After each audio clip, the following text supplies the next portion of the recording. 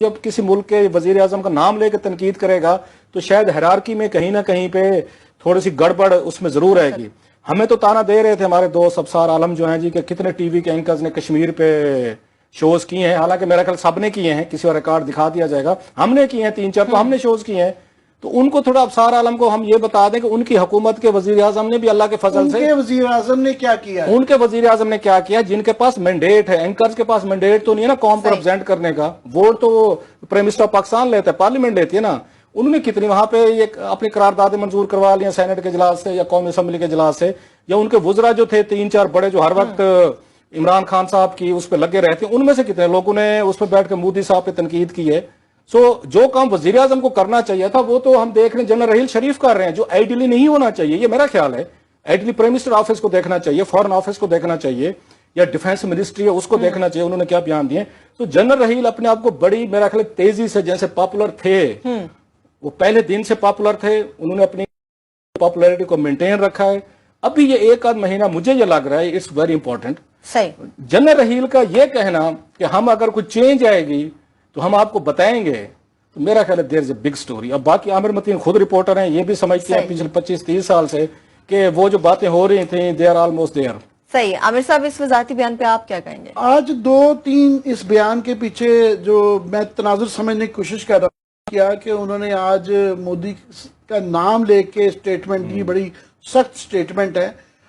आज ही prime minister Gwadar गए हुए थे और आर्मी चीफ जो है, क्योंकि गवादर और सी पैक की अब क्योंकि सारी दिफा का उसके अंदर फौज बहुत हैवीली इन्वॉल्व है, पिछले जितने भी इस तरह के इवेंट्स हुए हैं उस पर दोनों इकट्ठे रहे हैं ये है। मगर आज जो है गवादर और सिब्बी के अंदर प्राइम मिनिस्टर थे, मगर चीफ ऑफ आर्मी स्टाफ क्योंकि गिलगित में थे, बिल्कुल, तो वो एक थोड़ा सा एक तो वो था। फिर स्टेटमेंट में आज ही जो प्राइम मिनिस्टर की स्टेटमेंट है सी पैक के ऊपर, उन्होंने दुश्मनों का जिक्र किया गया, कुछ दुश्मन हमारे इसके खिलाफ हैं। उन्होंने नाम नहीं लिया, ना इंडिया का नाम लिया ना मोदी का नाम लिया। तो कंट्रास्ट में आर्मी चीफ भी उसी टॉपिक पे, हालांकि वो सी पैक पे बात नहीं उस तरह डायरेक्टली कर रहे थे, पर उन्होंने मोदी का नाम भी लिया और आइडेंटिफाई करके बात की, तो ये एक फर्क था। तो मगर मैं फिर भी इस स्टेटमेंट का तनाजुर समझने की कोशिश कर रहा था। मुझे लगा कि सेक्शन ऑफ द मीडिया में, क्योंकि वो जब चीफ ऑफ आर्मी स्टाफ की स्टेटमेंट इस तरीके से दिखाई जाती है कि समझ नहीं आता कि ये ओवरली प्रोजेक्ट कर रहे हैं, स्पेकुलेट कर रहे हैं या शरारत कर रहे हैं।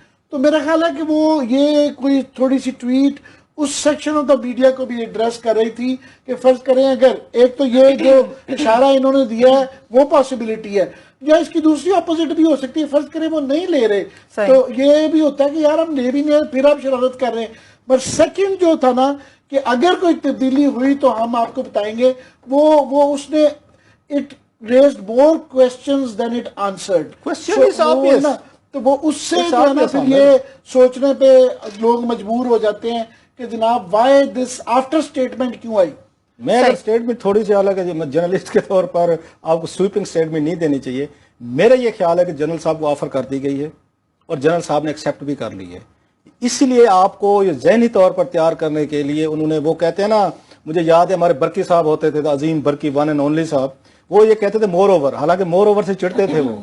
ये जो मोर ओवर किया गया है ना ट्वीट में हमारे दोस्त जनरल आसिम बाजवा साहब ने किया है, ये मोर ओवर आपको जहनी तौर पर तैयार करने के लिए किया गया है कि आप एक बड़ी खबर के लिए तैयार रहें।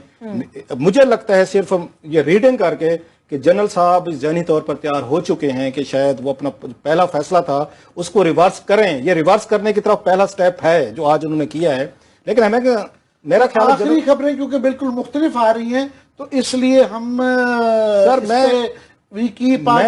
मैं हालांकि एक रिपोर्टर को इस पर डट नहीं जाना चाहिए। मैं अभी भी आज अपनी, अगर मैं गलत साबित हुआ मैं माजरत कर लूंगा, एक अगेन असेसमेंट दे रहा हूँ। लेकिन आप डट गए हैं? मैं डट गया हूँ कि जनरल साहब ने एक्सेप्ट कर लिया हुकूमत की कोई ना कोई एक बड़ी ऑफर जो एक्सेप्ट ज्यादा बड़ी एक्सेप्शन आप ये कर रहे हैं कि उन्होंने ऑफर कर दी है, तो बात की बात है। आमिर ये ऑब्वियस है कि जब आप ये कह रहे हैं कि अगर कोई इसमें तब्दीली हुई तो हम आपको नोटिफाई कर देंगे, व्हाट डज इट मीन? मतलब ये तो दो जमा दो चार तो शेयर करेगा ना। सही है, ट्विटर के जरिए आपको इन्फॉर्म कर दिया जाएगा कि जनरल साहब ने कौन सी पेशकश जो थी वो कबूल कर ली है या नहीं की। नहीं की। सो समथिंग वो कहते हैं कुकिंग अप वाला हिसाब नहीं है, कुकड अप ये हो चुकी है।